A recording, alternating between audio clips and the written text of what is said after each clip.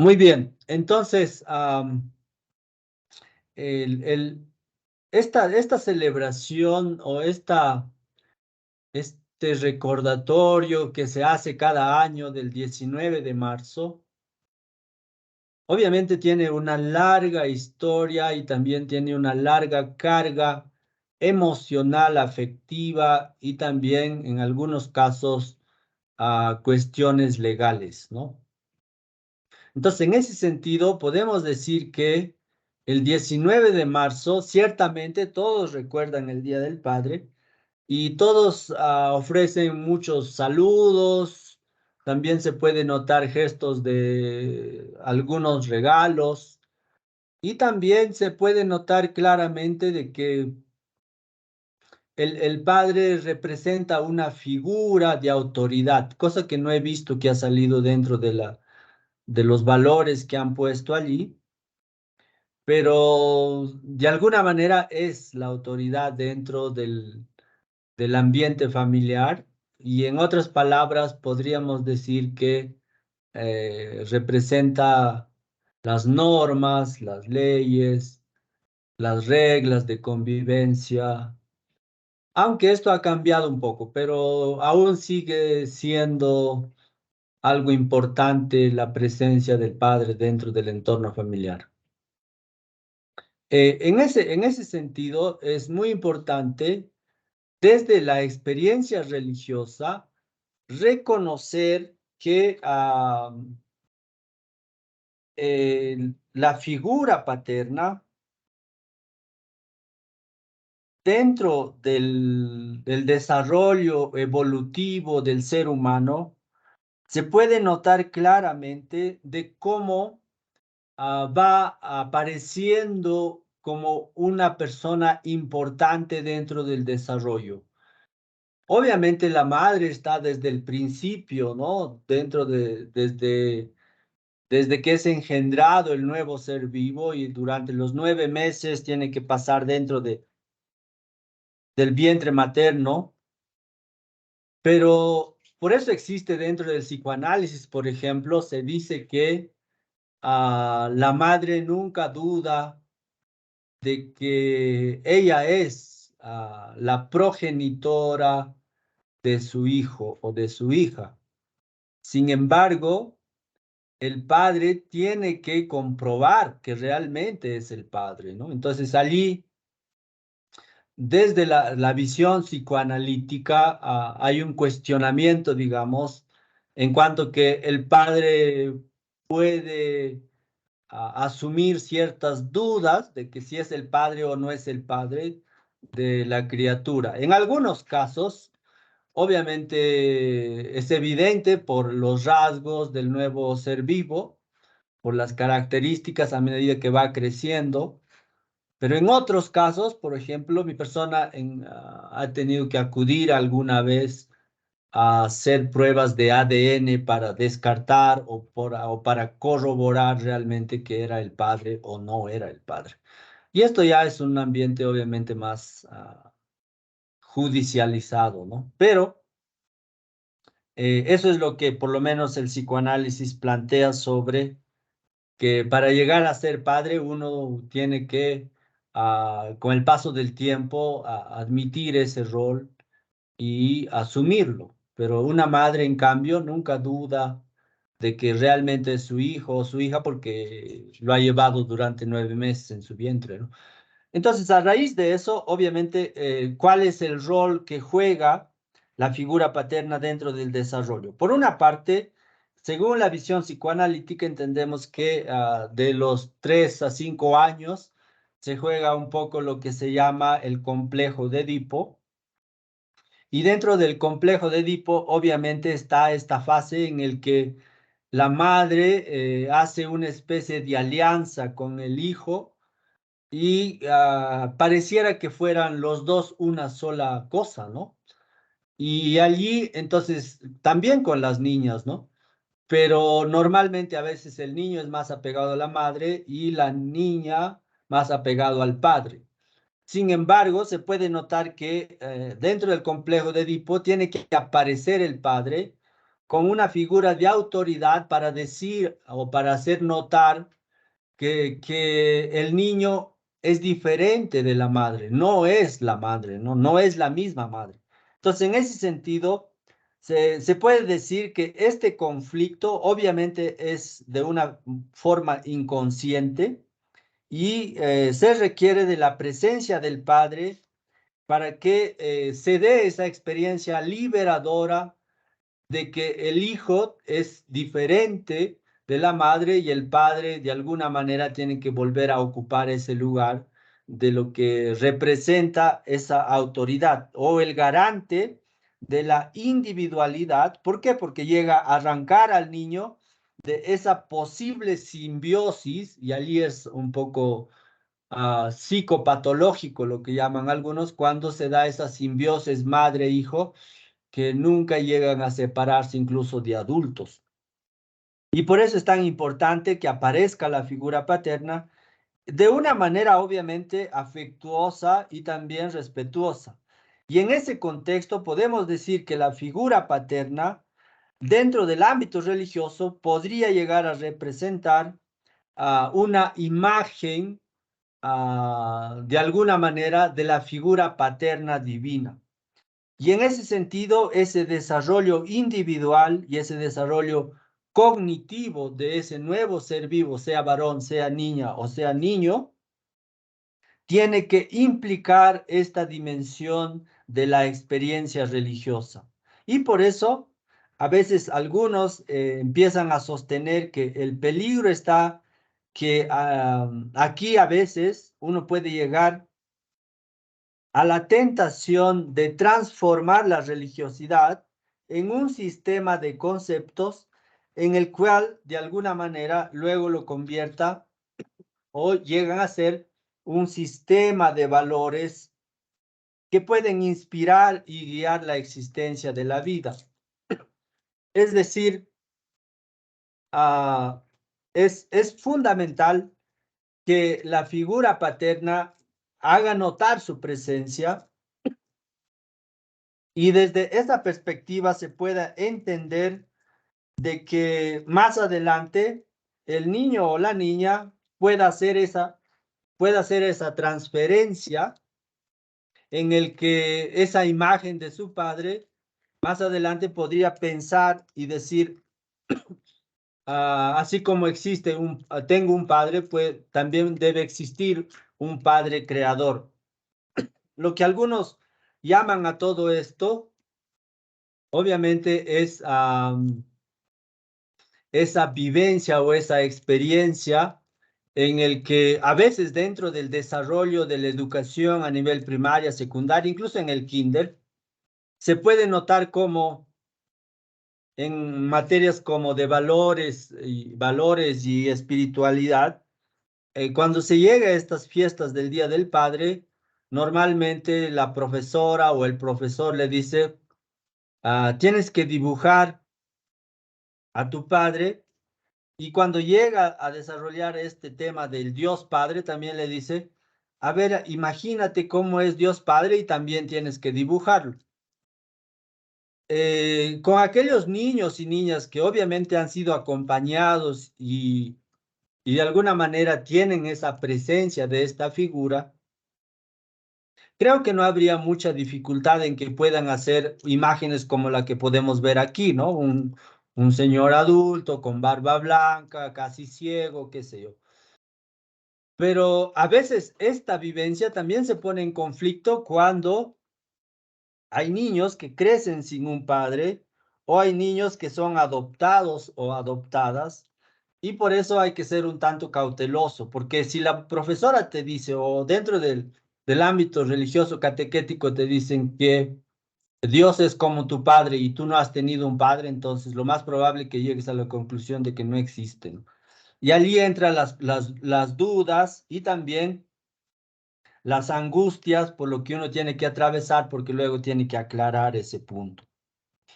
Y en ese sentido podemos decir que el punto de partida útil para comprender el rol del padre dentro del desarrollo religioso del niño o de la niña tiene que ver mucho con esta estructura psicoanalítica que se llama el superyo. Y el superyo, obviamente, dentro del psicoanálisis representa una dimensión de la personalidad, el cual implica, esto es una palabra muy importante, ¿no? La intromisión de leyes sociales, morales, que el niño va adquiriendo y lo va asumiendo como propias. Por ejemplo, el incesto, por ejemplo, ¿no? El incesto dentro de la familia está prohibido y el niño a medida que va creciendo, a través del superior, va adquiriendo esa ley y tiene que admitir que el incesto está prohibido. Y por eso que dentro de esta estructura del superior están normalmente costumbres, están leyes, están normas, están prohibiciones. Y por eso es importante que incluso, y por eso ahí está muy vinculado propiamente, y por eso hablamos de esto aquí en la antropología, que la antropología y la experiencia religiosa tienen que ver mucho con la afectividad, porque esta base afectiva va a marcar todo el proceso de las diferentes actividades que después el niño o la niña o el joven va a desarrollar dentro del campo de la experiencia religiosa y tal vez más propiamente de la espiritualidad humana.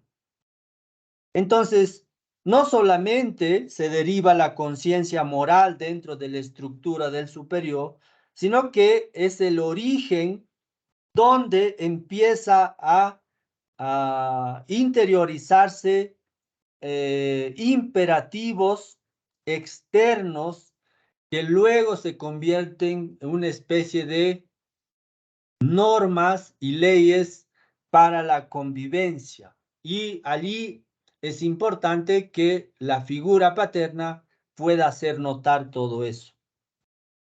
Si no pasa eso, entonces normalmente entra o aparece en algún momento las crisis religiosas. Y las crisis religiosas son experiencias en que obviamente nada te dice nada, nada tiene sentido y obviamente también es importante reconocer que una crisis religiosa mal acompañada puede desencadenar en algunos desórdenes o trastornos de la personalidad que luego obviamente empiezan a delirar y empiezan a tener algunas fantasías religiosas donde te empiezan a contar cosas como que han estado visitando el sol, que han llegado a caballo y cosas así un tanto sin lógica, ¿no? Sin coherencia, pero normalmente estas crisis religiosas son profundas y también son muy significativas dentro de la etapa del desarrollo del ser humano. Y por eso Freud decía que en la base de todas las religiones está la pasión infantil por el padre, ¿no? El padre como él entendía, ¿no? El padre como él decía que de alguna manera es de donde viene toda la descendencia de la humanidad y también obviamente una madre. Sin embargo, también es importante identificar que el padre es aquel que pone castigos y también aquel que ofrece premios. Creo que esto lo hemos visto ya anteriormente, donde hemos dicho que incluso una de las características o dimensiones de la religiosidad es las consecuencias que uno puede tener por sus actos. Y aquí se nota claramente, ¿no? El padre aparece como aquella persona que premia, o aquella persona que castiga. Entonces, en ese sentido, esta dinámica que se proyecta del niño o la niña hacia la figura paterna tiene que ver más adelante con esa relación que puede establecer con este ser trascendente, con este ser divino. Y a todas vistas podemos decir que este modelo absoluto e inalcanzable, pero a la vez, de alguna manera, muestra cómo puede estructurar y normativizar la convivencia dentro del desarrollo de los niños y las niñas. Obviamente, en esta cultura en que nos toca vivir, se habla mucho de la evaporación de la figura paterna, ¿no? Es decir, que las personas que representan cierto grado de autoridad, de alguna manera han ido desprestigiándose y perdiendo ese nivel con la que antes podían imponerla. Vamos a poner un ejemplo del campo educativo para poder captar esta idea, ¿no? Cuando hablamos de la evaporización de la figura paterna, por ejemplo, dentro de las unidades escolares, ¿no? Unidades educativas. Hace unos años los estudiantes veían ingresar al profesor o a la profesora, todos estaban allá de pie saludando y un silencio, obviamente parecía de cementerio, ¿no? Pero como esto ha cambiado y han surgido muchos derechos para los niños y adolescentes, ahora ellos creen que son intocables, ¿no? Entonces, aquí cabe muy bien una frase que se dice, antes los hijos tenían miedo a los padres, pero ahora son los padres quienes tienen miedo de sus hijos, ¿no? Porque realmente la forma de interaccionar se ha modificado, los roles de autoridad han ido desprestigiándose y ya no tienen mucho, digámoslo así, mucho alcance como para poder poner sanciones, y si lo hacen, inmediatamente son denunciados. Entonces, en ese sentido, creo que es importante repensar cómo podría en este tiempo la figura paterna otra vez volver a recobrar esa autoridad que se ha ido evaporando. Una de ellas, obviamente, podríamos decirlo que sería a través de un testimonio coherente, ¿no? Es decir, un padre que dice y hace, siempre cumple con sus compromisos, muestra respeto por los demás y también de alguna manera ofrece esta afectividad de una forma que pueda ser reconocida y otra vez valorada, porque los premios y los castigos funcionan un tiempo. Normalmente a veces dejan de funcionar igual. Y por eso es importante que el padre a través de un testimonio coherente pueda de alguna manera ganarse el respeto sin usar la fuerza, sin alzar la voz, sin insultar, etcétera, etcétera. Pero esto ya obviamente se relaciona también con esto, estructura del superior donde se tiene todas estas normas sociales de convivencia, ¿no? Y si la autoridad del padre digamos, proyectada hacia atrás, podemos encontrar el superior en cada uno de los seres humanos, también se dan otros elementos sucesivos que de alguna manera ayudan en la formación y en el desarrollo evolutivo de los seres humanos. Toda vez que la autoridad paterna, mientras se reproduce la sujeción y es reconocida, obviamente esta estructura del superior va marcando una cierta individualidad, haciéndolo cada vez más consciente de que para una mejor convivencia se debe observar las normas, las reglas, aunque a veces vayan en contra de tus intereses. Y eso no es tan fácil, obviamente. En ese sentido, si se utiliza en el individuo de alguna manera que las autoridades que deben ser de alguna manera reconocidas Y esa autoridad también que debe ser reproducida a través de un comportamiento equilibrado, afectivo, respetuoso, y que todo parte obviamente desde la figura paterna. Y en ese sentido, la relación del padre queda siempre como algo muy importante y fundamental en la estructuración de la personalidad del ser humano.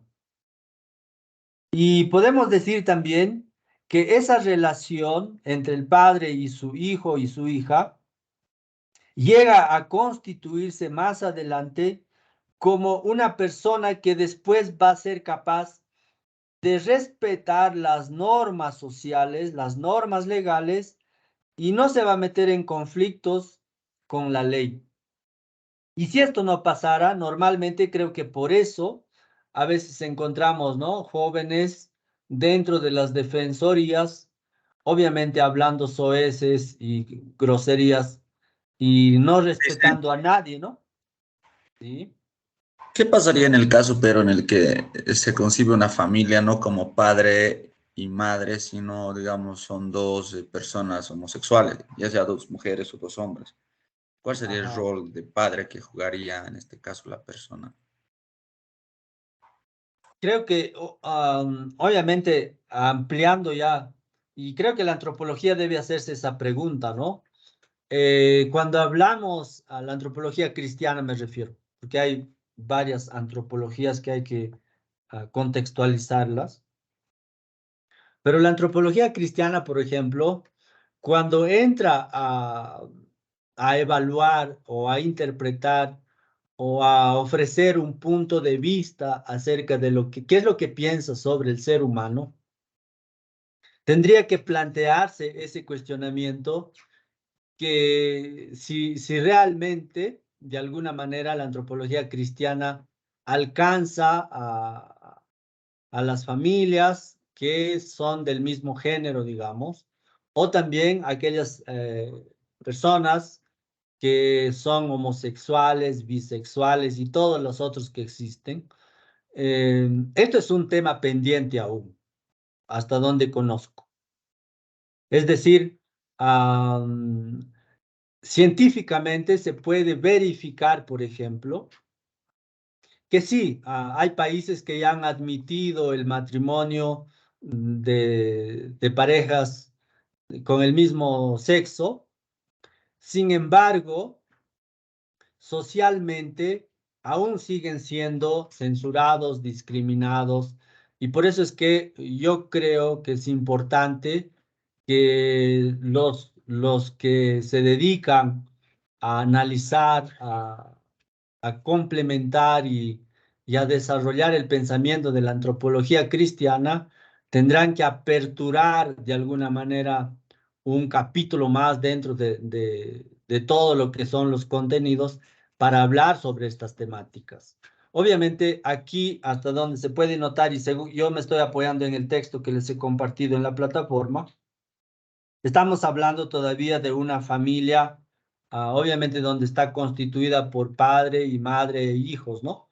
Y en algunos casos también los abuelos y en otros, a veces mamás que solamente crían a sus hijos y el papá obviamente siempre está ausente, ¿no? Pero no sé si alguien quiere igual participar, bienvenido, porque sí es un tema abierto, es un tema que aún falta trabajarlo, diríamos. Gracias por la respuesta, Liz. De nada. Entonces, es muy importante que obviamente tengamos siempre esa apertura y esa mentalidad de poder incluir, ¿no? A estas personas porque en el fondo siguen siendo seres humanos y siguen siendo personas que requieren o demandan comprensión, pero a veces la sociedad es muy moralista, ¿no? Es muy moralista, muy fácil de emitir juicios, incluso hasta condenatorios en algunos casos, pero creo que la iglesia o la antropología cristiana siempre estará abierta a un diálogo mientras sean digamos, personas que dentro de su conciencia no buscan hacer el mal a nadie y viven según esa conciencia, obedeciendo el mandato del amor de Dios, creo que también pueden alcanzar esa compasión y esa misericordia que nadie los debe negar. Yo creo que el Papa Francisco está abriendo algunas ventanas y posibilidades para poder entrar en un diálogo más sincero sobre este tema. Y claro, el comportamiento a veces hostil, oposicionista de algunas personas en cualquier ámbito social o educativo, el que fuera, en algunos casos, obviamente, se debe a la figura paterna que hizo su trabajo en su momento o no la hizo. Entonces, efectivamente, en algunas ocasiones se puede notar que a veces los hijos se rebelan mucho más fácil contra la madre, pero son mucho más mesurados cuando ven la autoridad presente del padre. Y por eso, en algunos casos, cuando ya llega la adolescencia, la tentación es liberarse cuanto antes del yugo paterno, ¿no?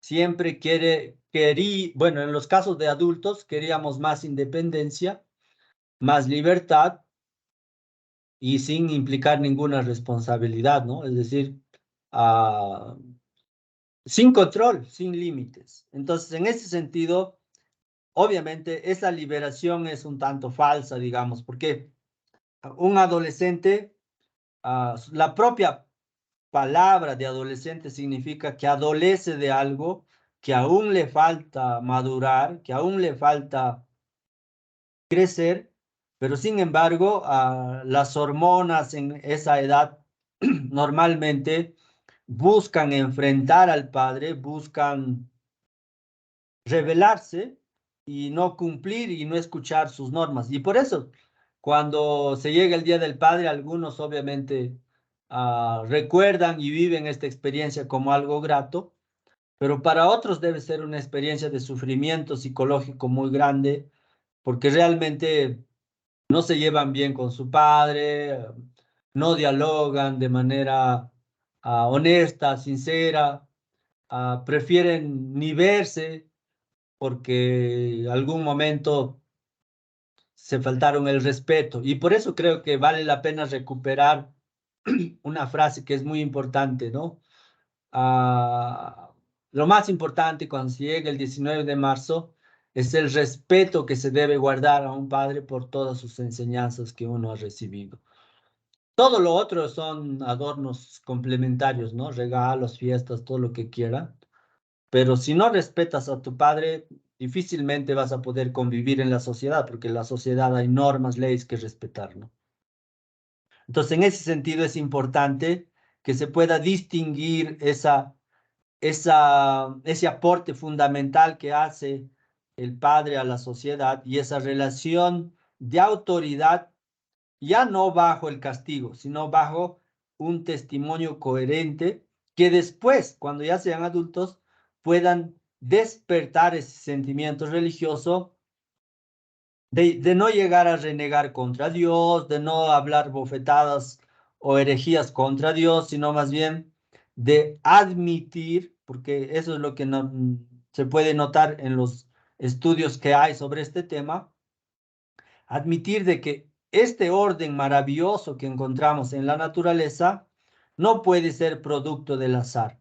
Y los grandes científicos tampoco han negado la existencia de Dios y tampoco se han metido a discutirla, pero lo que sí han hecho de alguna manera es darle ese espacio, ese lugar y reconociendo esas normas que existen dentro de la naturaleza, ese orden que existe, de alguna manera vamos a ver más adelante que la afectividad muestra como una especie de asombro ante lo que uno puede encontrar dentro de su entorno o dentro de algún momento de visitas a lugares un tanto particulares.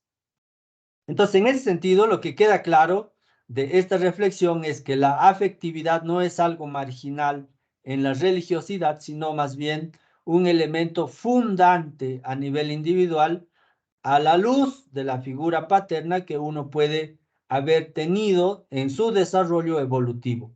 Por eso no se puede imaginar una espiritualidad madura, elevada, mística, sin tener en cuenta la presencia o la figura del Padre.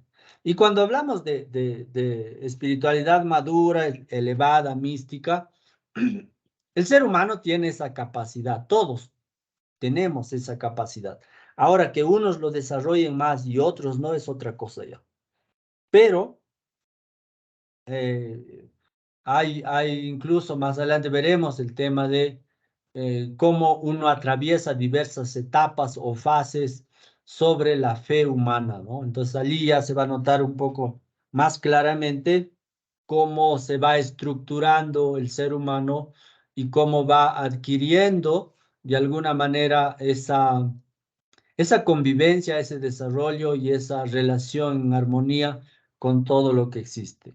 Entonces, llegado a este punto, obviamente creo que la figura del Padre estaría cerrado y justo ayer hemos celebrado esta, esta fiesta y toda la luz de también que la iglesia recuerda al Padre de Jesús, San José, ¿no? Entonces, el 19 de marzo, todos los años la iglesia celebra San José, el Padre de Jesús.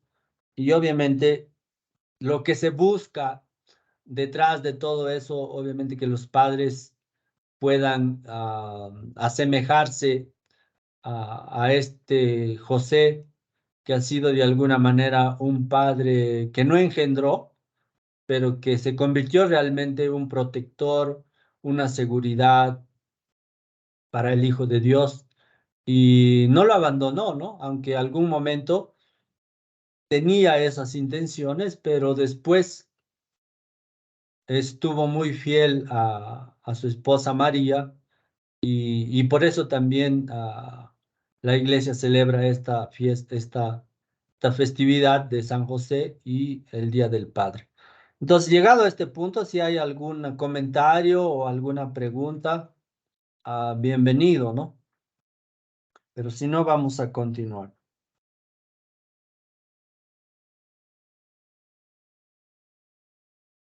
¿Vamos bien hasta aquí? Sí. Sí, se entiende, Magister. Muy bien. Entonces pasamos al segundo punto sobre lo que tiene que ver la naturaleza de la experiencia religiosa.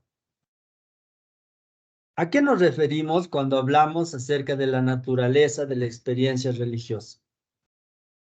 Obviamente que tiene que ver con estudiosos de la religión, entre ellos hay un escritor que se apellida Bergotte. Él define que la experiencia religiosa es una percepción intuitiva de los signos de Dios. Ahora, para comprender y juzgar esta percepción intuitiva de los signos de Dios, es muy importante que las capacidades mentales de todo ser humano se predispongan de alguna manera a tener esa experiencia. Y una vez teniendo esa experiencia, podrán luego evaluarla y decir que si lo hace, de alguna manera sentir mejor, lo que hace tiene sentido y por eso creo que el campo religioso está muy ligado a todo lo que tiene que ver la afectividad dentro de la vida del ser humano. Ahora, cuando hablamos del significado de la afectividad, obviamente estamos tocando otra vez el núcleo o la esencia de las emociones percibidas por la persona en su vida cotidiana, ¿no? Todos algún momento nos alegramos, en otros momentos podemos sentir también tristeza o miedo o rabia Y normalmente cuando se habla de la dimensión trascendente o del ser divino, normalmente se siente algo de miedo, ¿no? Porque es algo diferente, algo que no has visto, no has sentido. Entonces, en ese sentido, se puede notar que te despiertan una cantidad de sentimientos que te van acompañando y te van de alguna manera predisponiendo en algunos casos o rechazando en otros a través de algunas creencias, algunos pensamientos y también de algunos recuerdos. Y todo esto, obviamente, es a lo que conocemos como la emoción. Una emoción ciertamente responde a estímulos externos y es algo, en muchas ocasiones, pasajero.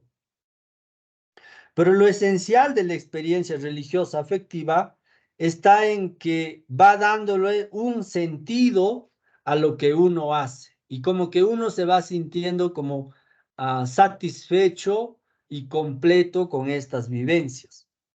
La afectividad es también una llamada a la realización de uno mismo. Siguiendo algunos análisis que han hecho estos estudiosos de la religión, podemos decir que han ofrecido una definición sobre lo que es la afectividad. La afectividad es la resonancia activa en la conciencia del viviente y su relación existencial con el ambiente y su propio estado vital. Es decir, esta resonancia activa en su conciencia, obviamente tiene que ver a lo que en el Vaticano II se ha dicho, cómo el hombre sabe que está haciendo bien las cosas a través de su conciencia. La conciencia es la voz de Dios. Si tú has matado, tu conciencia te va a remorder permanentemente, o si has robado también.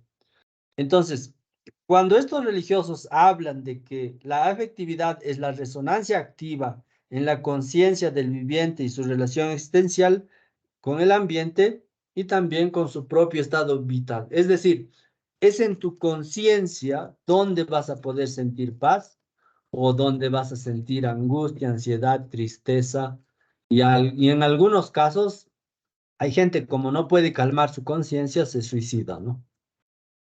Entonces, en ese sentido, creemos que la experiencia religiosa y la naturaleza de la experiencia religiosa tiene como tres características, ¿no? Tres dimensiones. Una es esta sensación de totalidad, una segunda es la de captación directa y una tercera como una especie de sacudida. Aparece así en el texto, lo pueden revisar más detalladamente. Pero ¿a qué nos referimos cuando el ser humano tiene una sensación o una vivencia de totalidad? Obviamente estamos hablando del conjunto de todo lo que le rodea a su existencia dentro del universo. Es decir, en la fe, así como en la angustia, el universo total y la existencia entera se presenta como el don de una felicidad o como el abismo de la nada. Para que tú tengas esta experiencia de totalidad, obviamente tendrás que visitar, por ejemplo, ¿no? Aquí tenemos dos imágenes. Una de ellas es del Santa Veracruz, donde la gente va a prender velas, haciendo pedidos especiales. Y en la parte inferior tenemos una imagen de unas llamas o alpacas y un cerro, obviamente con nevado. Teniendo, por ejemplo, teniendo desde la experiencia religiosa, teniendo esas dos vivencias, como se ven en esas imágenes, obviamente vas a sentir una experiencia, decir, wow, esto no lo había experimentado antes, ¿no? Pero eso presupone la fe, obviamente.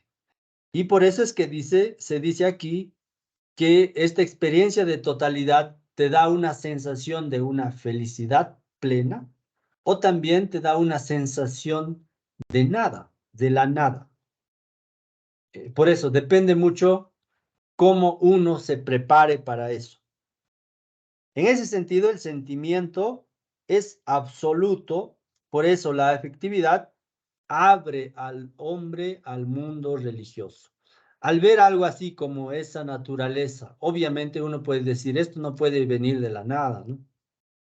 Entonces te hace cuestionar por otras cosas más y lo que normalmente se habla, ¿no? ¿Qué cosa es y quién soy yo? Y ante esto, obviamente tienes que buscar tu propia respuesta. Ahora, una segunda dimensión, hablamos de la experiencia afectiva como una captación directa sobre el mundo. Obviamente, esta gente que visita Santa Veracruz lo viven de una intensidad tal que sus deseos normalmente son cumplidos en su generalidad, digamos. Y esa experiencia directa sobre el mundo hace que de alguna manera, viéndolo con tus propios ojos, como otras personas se asombran ante esa forma como se presenta el mundo, obviamente los llega a percibir como una especie de cómo se posesionan ante él y cómo quieren vivir y convivir en este mundo una vez que captan esta vivencia directa. Podemos decir que la afectividad nos revela las cualidades del mundo que una vida común y corriente no pasa. Estas imágenes que les pongo aquí pueden despertarles sentimientos de admiración, de sorpresa, de alegría para algunos y también pueden ver a lo mejor una armonía que obviamente la armonía es un concepto un tanto que requeriría desarrollarlo un poco más, pero solo voy a decir unas pocas cosas. Cuando hay armonía entre el ser humano, la naturaleza, sus semejantes, y eso lo hace trascender a la dimensión divina, esa armonía podríamos decir que es total y plena. Si es que esas relaciones entre estos indicadores que les he dicho están rotos, no puede existir armonía, no puede existir paz. Y por eso es importante que de alguna manera el ser humano, eh, en algunas circunstancias, parece que había renegado y incluso criticado a Dios, pero cuando está en situaciones un tanto apremiantes como la pérdida de un ser querido, un accidente, inconscientemente empiezan a hacer peticiones de por qué Dios permitió esto a mí, entre otras cosas. Pero por eso creo que el ser humano debe ser un tanto más consciente de la grandeza de su creación y la grandeza de la que está hecho y volver, ¿no? A esa experiencia de una captación directa de la maravillosa naturaleza y creación que tenemos. Y por último, la dimensión de la sacudida es lo que de alguna manera al ser humano lo va a poner en movimiento con su existencia. Y en ese sentido, cuando se pone en movimiento, obviamente eh, esa vivencia y esa experiencia eh, hace que al mismo tiempo pueda, digámoslo así,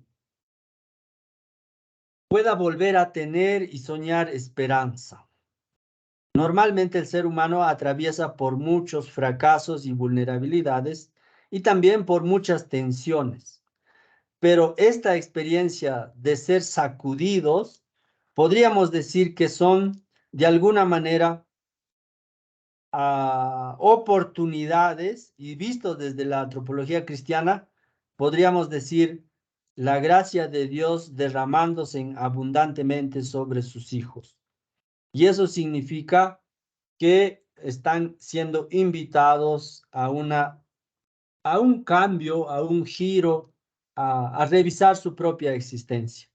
Entonces, visto estas tres dimensiones de la naturaleza de la experiencia religiosa, podemos ya ir diciendo que dentro del campo de la psicología de la afectividad, el lugar natural de la experiencia religiosa da de alguna manera un sentido muy pleno y completo al ser humano sobre esa afectividad religiosa que va estructurándolo hacia el infinito y puede ser un infinito desde esta vida, por eso dice allá terrestre, también ya desde sus pequeños progresos y avances en el campo espiritual, pero también puede llegar a ser un tanto oscuro y terrible si es que se aleja y se entrega, en algunos casos a veces tentado por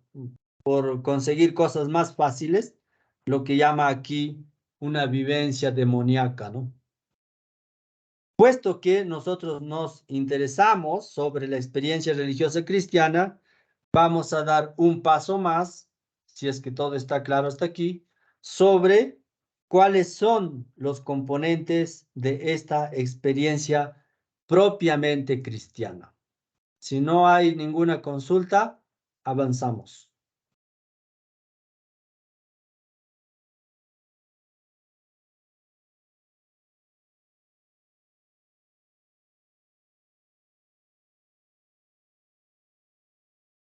Bueno, entonces, ¿cuál es propiamente lo que distingue a la experiencia religiosa cristiana, ¿no? La visión de la antropología cristiana tiene que ver con estas cuatro etapas que se pueden notar aquí en esta diapositiva. ¿Alguien me puede decir esta imagen qué puede representar? ¿Qué hecho histórico, bíblico?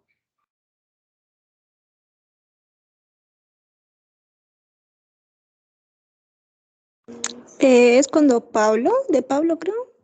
Es cuando Pablo es O sea, regado y caído. cuando Pablo es, cuando Dios habla con Pablo. Sí, exactamente. ¿Cuál es tu apellido? Zulca Luz. Luz. Gracias a Luz. Sí, esta imagen nos muestra la conversión de Pablo, ¿no? Y lo vamos a usar como el modelo para identificar esta experiencia religiosa propiamente cristiana, porque él, obviamente, después de oponerse y perseguir a los cristianos, terminó siendo el gran defensor de los cristianos, ¿no? Entonces, en ese sentido, estas características, como ya lo pueden ver allá, la primera es la experiencia transformante, luego tendríamos una síntesis activa, también tenemos la resistencia, que normalmente también surge en el ser humano, y finalmente tendríamos la identificación. Entonces, cuando hablamos de la experiencia transformante, podemos recoger algunos textos bíblicos, ya sea del Antiguo o del Nuevo Testamento, donde se habla y se constata acerca de la experiencia de Dios que se inserta en la historia del pueblo de Israel. Allí se puede notar claramente, por ejemplo, la conversión de Pablo, donde obviamente surge así de manera inesperada y por eso se llama una conversión en el acto. El choque de lo real ha venido de una palabra. ¿Por qué me persigues? Eso lo pueden encontrar en Hechos de los Apóstoles, capítulo 9, versículo 4, ¿no? Entonces, analizando la situación de Pablo, podemos decir que se nos presenta el retrato de un hombre en lucha consigo mismo, que acepta, sí, al otro entendido como Dios, pero al mismo tiempo lucha con su resistencia a ese otro y hace que pase esa experiencia religiosa. Y reconociendo al otro, exige obviamente un diálogo, y ese diálogo tiene que ver, de alguna manera, esa comunicación o lo que dentro nosotros llamamos la apertura, la trascendencia, que luego obviamente se va a convertir en una especie de alianza, de un pacto. Y esto ha pasado no solo con Pablo, ¿no? Sino también podemos mencionar algunos grandes santos, ¿no? Una de ellas, por ejemplo, podríamos decir a alguien a lo mejor es devoto de ella, pero Santa Rita de Casia, por ejemplo, ella siempre quiso ser religiosa, pero lamentablemente sus padres lo hicieron casar y tuvo hijos, pero nunca perdió ese sentimiento y ese deseo de ser religiosa. Entonces, al punto de conseguir incluso bebidas para su marido, porque era un alcohólico, y finalmente, obviamente, falleció su esposo, y ella rezaba a Dios constantemente para que sus hijos, cuando crezcan, no busquen venganza a los que mataron a su padre, ¿no?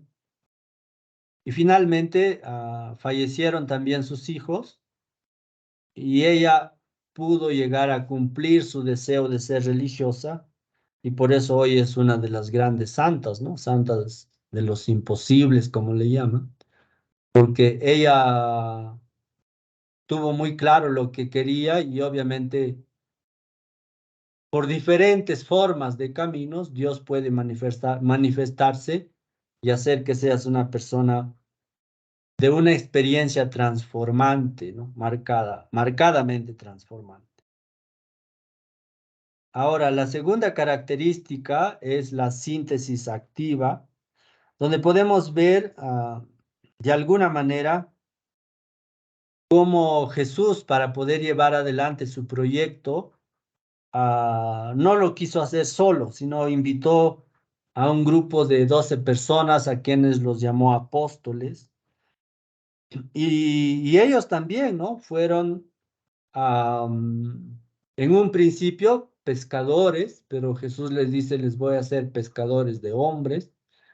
Y algunos de ellos, obviamente, como que dudaban de sus capacidades, incluso que cuando lo crucificaron, dijeron que era un profeta fracasado que les había traicionado.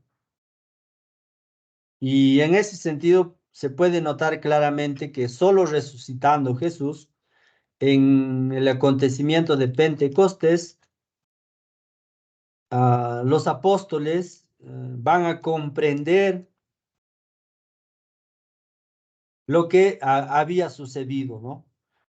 No les había bastado acompañar a Jesús en sus misiones, en sus visitas a otras ciudades, pero después de Pentecostés, estos apóstoles perderán todo el miedo y serán capaces de defender con su propia vida el mensaje de Jesús. Y allí se puede notar claramente una síntesis de cómo la historia se puede encarnar a través de acontecimientos y significados donde uno, leyendo la escritura, puede entender el obrar de Dios y esa síntesis activa donde la presencia y la interpretación de la escritura hace que la experiencia religiosa cristiana adquiera connotaciones un tanto particulares. Esta estructura permanente de cómo uno va haciendo su síntesis activa como cristiano hoy, obviamente requiere de que uno pueda continuar siendo una persona de fe, una persona que celebre los sacramentos, que pueda acercarse a la Biblia sin ningún complejo, pueda también, ¿no? A criticar si quieren a la iglesia, a lo que ustedes consideren, pero debe ser de una forma en el que puedan por lo menos tener el mínimo respeto, porque yo casi estoy seguro que América Latina era un continente eminentemente católico, cristiano, pero esto ya ha cambiado un poco. Pero aún mucha gente sigue celebrando estos sacramentos, van a la iglesia, van a las fiestas, hacen oración, etcétera. Y obviamente cada ser humano o cada creyente está invitado a hacer su propia síntesis de lo que realmente significa una antropología cristiana o una experiencia religiosa cristiana, donde hay que afirmar, obviamente, que la búsqueda de esos espacios donde tú puedas experimentar esta vivencia son creados y no creas que va a aparecer como un milagro, digamos, ¿no? Y por eso es importante que de alguna manera cada uno pueda hacer su propio camino o sus propias etapas de desarrollo de vivencia religiosa. Y claro, la tercera es mucho más comprensible, me parece, que tiene que ver con la resistencia que normalmente toda persona hace cuando algo nuevo conoce o cuando algo nuevo le presenta. Y esta resistencia tiene que ver, obviamente, a esta experiencia religiosa, donde en momentos de crisis la gente resiste o la gente quiere negar esa realidad. Y eso no es, digamos, propio del ser humano del siglo XXI, ¿no? Hay mucha gente que se opuso a esa misión que Dios quería que el mundo de alguna manera sea uno como Cristo había deseado. Y encontramos, ¿no? Muchas figuras bíblicas que en principio también se opusieron al proyecto de Dios. Así tenemos a profetas, dentro de ellos, por ejemplo, en el texto citamos a Jeremías, donde él decía varias preguntas, planteaba, ¿no? Que era muy joven para que salga a profetizar y hablar de Dios, de que él quiere hacer una alianza con el pueblo de Israel, entre otras cosas. Y también decía, soy muy joven, ¿cómo es posible que pueda pasar esto? Y lo otro, lo que todos, de alguna manera, una vivencia más cercana es la de la Virgen María, ¿no? Cuando se le aparece el ángel Gabriel, le dice, bendita tú entre las mujeres, que vas a ser madre del Hijo de Dios. Y María obviamente se sorprende y parece que la respuesta o la pregunta que hace es como una especie de resistencia, ¿no?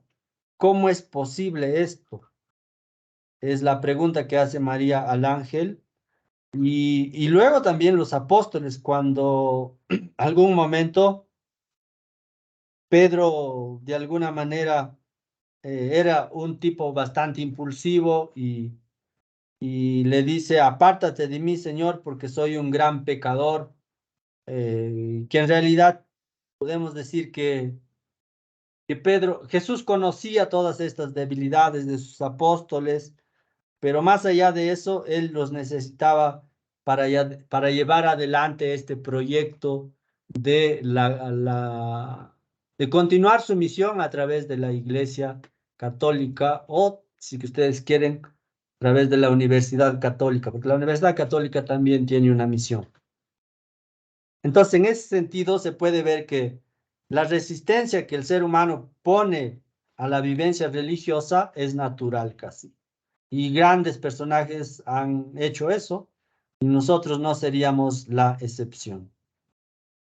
Y finalmente tenemos, obviamente, la identificación, donde podemos decir que la experiencia religiosa no es solo un punto de llegada de una búsqueda activa, sino que al mismo tiempo es también un punto de partida para un nuevo camino hacia un constante crecimiento en el amor por el objeto de la experiencia de Dios.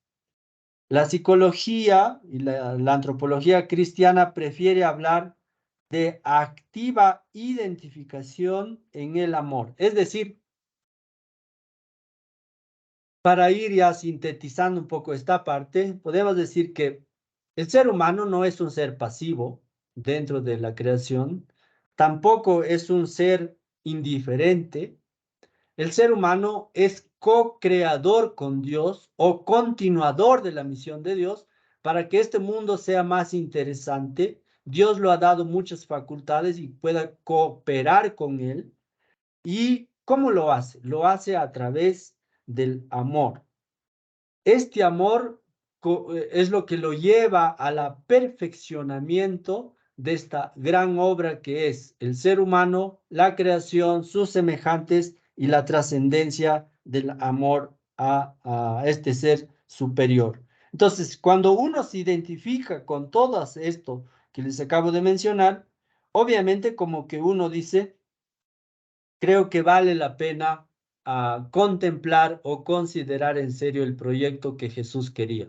Jesús quería transformar el mundo a través del amor, no a través de la guerra, tampoco a través de la violencia. Si ustedes revisan los evangelios, no encontrarán esos conceptos.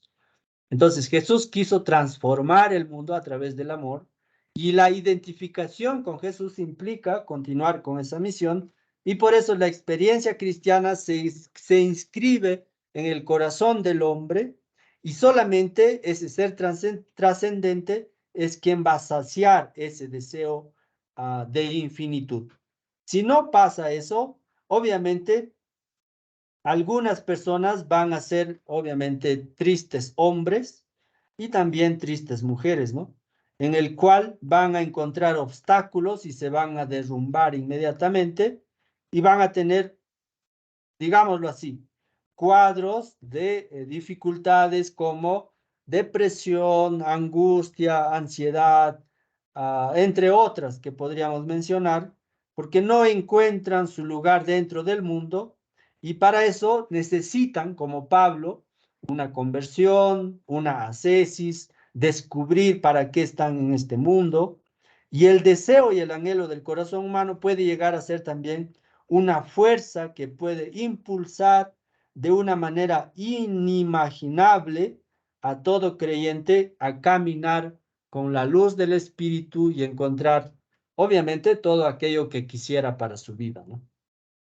Entonces, con eso creo que hemos llegado al final de esta sesión de hoy,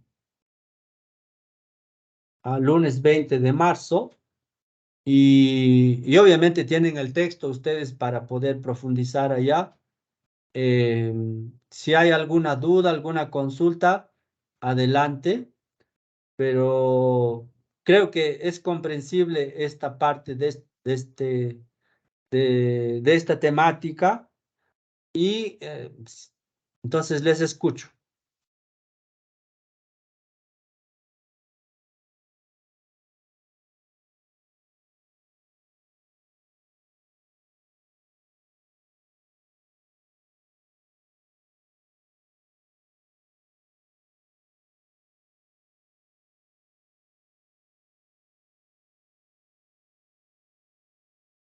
Hasta aquí, ¿vamos bien?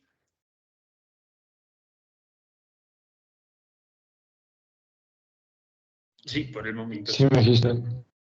Sí, está todo claro.